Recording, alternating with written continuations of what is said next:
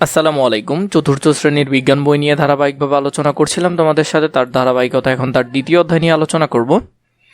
তোমরা অনেক বেশি পরিমাণ কমেন্ট করছো যে এগুলো ধারাবাহিকভাবে দেওয়ার জন্য, তাই আমি তোমাদেরকে গোছালো আকারে দেওয়ার চেষ্টা করছি। এর পরেও যদি প্রয়োজন হয় আমাকে জানাবে। স্বাস্থ্য সুরক্ষা। বিশ্ব স্বাস্থ্য সংস্থার সংজ্ঞা অনুযায়ী সুস্বাস্থ্য বলতে শুধু অসুখ না থাকাকে বোঝায় না, বরং একই সঙ্গে শরীর, মন ও সামাজিক দিক থেকে ভালো থাকাকে বোঝায়। যা কিছু আমাদেরকে শারীরিক, মানসিক বা সামাজিক সমস্যা ফেলে এবং স্বাভাবিক জীবনযাপনে বিঘ্ন ঘটায় তা রোগ। আমরা যাতে রোগে না ভুগি এবং সুস্বাস্থ্য বজায় রাখতে পারি সেজন্য কিছু নিয়ম মেনে চলা উচিত। এ অধ্যায়ে আমরা শারীরিক স্বাস্থ্য নিয়ে আলোচনা করব। 1. বিভিন্ন ধরনের রোগ। সাধারণত আমরা কি কি রোগে আক্রান্ত হই? কাজ 1, রোগের তালিকা প্রস্তুতকরণ। আমরা রোগের তালিকা প্রস্তুত করব এবং আমরা লিখব। যা করতে হবে: 1 নম্বরে, এই পর্যন্ত আমি কি কি রোগে আক্রান্ত হয়েছি একটু ভেবে তার তালিকা আকারে লিখি। 2, আমাদের অনেকেরই পরিবারে বাবা, মা, ভাই, বোন, দাদা, দাদি, নানা, নানি আছেন। তারা বিভিন্ন সময় বিভিন্ন রোগে আক্রান্ত হয়েছেন। সে রোগগুলোর নামও তালিকায় যুক্ত করি। 3, আবার সহপাঠীদের তৈরি করা তালিকাটি দেখি। 4, নিজের তালিকায় নেই এমন রোগগুলোর নামও তালিকায় যুক্ত করি। নিজের আক্রান্ত হওয়া রোগের নাম। নিজে আক্রান্ত হওয়া রোগের নাম, পরিবারের অন্যান্য সদস্যদের আক্রান্ত হওয়া রোগের নাম, অন্যান্য রোগের নাম। তো আমরা কি করব সেটা এখন বাছাই করব। এই ছক পূরণের জন্য আমরা এখন লিখব। নিজেরগুলো দেখো: সর্দি, কাশি, জ্বর, মাথা ব্যথা, পেট ব্যথা। এরপরে পরিবারের অন্যান্যদের যেগুলো জ্বর, সর্দি, কাশি, ডায়রিয়া, চিকেন পক্স। এরপর অন্যান্য রোগ ডায়রিয়া, কলেরা, টাইফয়েড, ডেঙ্গু, এগুলো হলো অন্যান্য রোগ।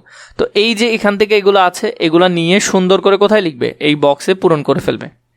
5, কয়েকজন সহপাঠী বন্ধু শিক্ষকের সামনে গিয়ে কয়েকটি রোগ আক্রান্ত হওয়ার অবস্থা অভিনয় করে দেখায়। 6, বন্ধুদের অভিনয় দেখে নতুন যেসব রোগের নাম পেলাম তা নিজের তালিকায় যুক্ত করি। সাথে আছে, নিচের ছবিগুলো দেখি এবং কোনটি কোন রোগের লক্ষণ তার নাম ছবির নিচে লিখি। প্রথমে দেখো, এটা নিশ্চয় জ্বর, তাহলে আমরা এখানে কি লিখবো? জ্বর লিখবো এই বক্সে। তাহলে আমরা যদি দেখি প্রথম ছবিটা কি? জ্বরের ছবি। প্রথম ছবিটা হলো জ্বরের ছবি। আবার 2 নম্বরে যদি দেখো, এটা চিকেন পক্স অথবা চোখে একরকম দাগ পড়ে যাওয়া। 2 এর মধ্যে চিকেন পক্স অথবা বসন্ত। কি? চিকেন পক্স অথবা বসন্ত। এরপরে 3 যেটা লিখতে পারো, সর্দি অথবা কাশি। এই সর্দি, কাশি অথবা মাথা ঘোরা। তুমি চাইলে এখানের মধ্যে এটা লিখতে পারো। 4, মাথা চেপে ধরা বা মাথা ব্যথা লিখতে পারো 4 নাম্বারটাতে, এটা একটা বক্সে এসেছে। এরপর দেখো, ডায়রিয়া, পেট ব্যথা, এখানের মধ্যে লিখতে পারো পেটে ব্যথা, ডায়রিয়া।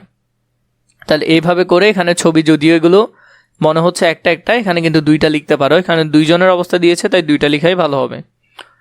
সারসংক্ষেপ: আমরা বিভিন্ন সময় বিভিন্ন রোগে আক্রান্ত হই। সেগুলো কয়েকটি হলো সর্দি, কাশি, বসন্ত, চোখ ওঠা, রাত কানা, ডায়রিয়া, হৃদরোগ, ডায়াবেটিস ইত্যাদি। যে কোনো রোগই আমাদের কষ্ট দেয়। 2, রোগের শ্রেণীকরণ। আমরা যে কোনো সময় রোগে আক্রান্ত হতে পারি। বিভিন্ন কারণে রোগ হতে পারে। কোনো কোনো রোগ একজন থেকে আরেকজনের হতে পারে। সাধারণত অণুজীবের দ্বারা রোগ সৃষ্টি হয়। আবার কোনো অঙ্গের গঠন বা কাজ করার ক্ষমতা নষ্ট হয়ে গেলে আমরা রোগ আক্রান্ত হই। রোগের কারণের উপর ভিত্তি করে রোগকে নানানভাবে শ্রেণীকরণ করা হয়। এরপরে আছে রোগ কত ধরনের। কাজ, রোগের শ্রেণীকরণ। যা করতে হবে: সহপাঠীদের সাথে আলোচনা করে নিচের ছকটি পূরণ করি। একজন থেকে অন্যজনে হয় এমন রোগের নাম, একজন থেকে অন্যজনে হয় না এমন রোগের নাম। রোগ, এখান থেকে তোমরা একটা প্রশ্ন দেখতে পারো, রোগ কত প্রকার? রোগ 2 প্রকার। একটা হলো সংক্রামক রোগ, একটা হলো অসংক্রামক রোগ। এরপর আমরা দেখলাম একজন থেকে আরেকজনে ছড়ায় এমন রোগের নাম হলো সর্দি, কাশি, জ্বর, ডায়রিয়া, এগুলা। একজন থেকে আরেকজনে ছড়ায় না এমন রোগ হলো ডায়াবেটিস, হৃদরোগ, ক্যান্সার, মানসিক চাপ, উচ্চ রক্তচাপ। এগুলো সাধারণত ছড়ায় না। এরপরে যেটা দেখবো, সারসংক্ষেপ: সংক্রামক রোগ। কিছু কিছু রোগ একজনের থেকে আরেকজনে ছড়ায়, সেগুলো সংক্রামক রোগ বলে। তো সংক্রামক রোগগুলো তোমরা একটু জেনে রাখবে এবং কতে এটা আসতে পারে, খুবই বেশি গুরুত্বপূর্ণ। সংক্রামক রোগগুলো ভাইরাস, ব্যাকটেরিয়া, ছত্রাক বা অন্য কোনো পরজীবীর কারণে হয়ে থাকে। যেমন সর্দি, চৌখোটা, বসন্ত, করোনা, হাম ইত্যাদি। অসংক্রামক রোগ, যেগুলো একজন থেকে আরেকজন ছড়ায় না। কিছু কিছু রোগ একজনের থেকে আরেকজনের হয় না। সাধারণত শরীরের কোনো অঙ্গের কার্যক্ষমতা হ্রাস বা বিপাকীয় কার্যক্রম বাধা পেলে মানুষ এই ধরনের রোগে আক্রান্ত হয়। এদেরকে বলে অসংক্রামক রোগ, যেমন হৃদরোগ, রাতকানা, আলজেইমার, ডায়াবেটিস, ক্যান্সার, মানসিক রোগ ইত্যাদি। বিশ্ব স্বাস্থ্য সংস্থার সর্বশেষ শ্রেণীবিভাগ অনুযায়ী মাদকাসক্তিও একটি রোগ। সংক্রামক রোগের শ্রেণীকরণের সম্পর্কে আরও কিছু জানি। সাধারণত বায়ু, পানি বা প্রাণী সংক্রামক রোগের জীবাণু বহন করে এবং রোগের বিস্তার ঘটায়। বিস্তারের মাধ্যমের উপর ভিত্তি করে এই রোগগুলো নানা নামে পরিচিত, যেমন পানিবাহিত রোগ। পানির মাধ্যমে যেসব রোগ ছড়ায় সেগুলোকে পানিবাহিত রোগ বলে, যেমন ডায়রিয়া, আমাশা, টাইফয়েড, হেপাটাইটিস ইত্যাদি। বায়ুবাহিত রোগ, বায়ুর মাধ্যমে যেসব রোগ ছড়ায় সেগুলা হলো বায়ুবাহিত রোগ। তো এখান থেকে এগুলো কিন্তু কতে আসবে, খুবই গুরুত্বপূর্ণ। কোনটা কেমন এগুলো কিন্তু ভালো করে মুখস্থ করে ফেলবে। যেমন ইনফ্লুয়েঞ্জা, ফুসফুসের যক্ষা, কোভিড-19 ইত্যাদি। প্রাণীবাহিত রোগ মানে প্রাণীর মাধ্যমে যেগুলো আছে, কোনো রোগের জীবাণু প্রাণী বহন করে, এদের প্রাণীবাহিত রোগ বলে। যেমন মশার মাধ্যমে ম্যালেরিয়া ও ডেঙ্গু, ইঁদুরের মাধ্যমে প্লেগ এবং কুকুরের মাধ্যমে জলাতঙ্ক রোগ ছড়ায়। এগুলো খুবই গুরুত্বপূর্ণ, ভালো করে দেখবে কাজ।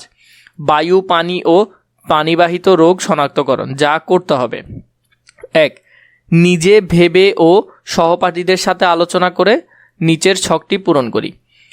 গ্যাসের মাধ্যমে ছড়ায় এমন রোগ, পানির মাধ্যমে ছড়ায় এমন রোগ, প্রাণীর মাধ্যমে ছড়ায় এমন রোগ। আমরা যদি এগুলো লিখি, যেমন আমরা যদি লিখি বাতাসের মাধ্যমে ছড়ায় এমন রোগ যক্ষা, ইনফ্লুয়েঞ্জা, কোভিড-19। পানির মাধ্যমে ছড়ায় কলেরা, টাইফয়েড, ডায়রিয়া। এখানে কিন্তু গ্যাস ছিল, একই কথা। এরপরে হলো যে প্রাণীর মাধ্যমে ছড়ায় ডেঙ্গু, ম্যালেরিয়া, জলাতঙ্ক। এগুলো হলো পানির মাধ্যমে ছড়ায়।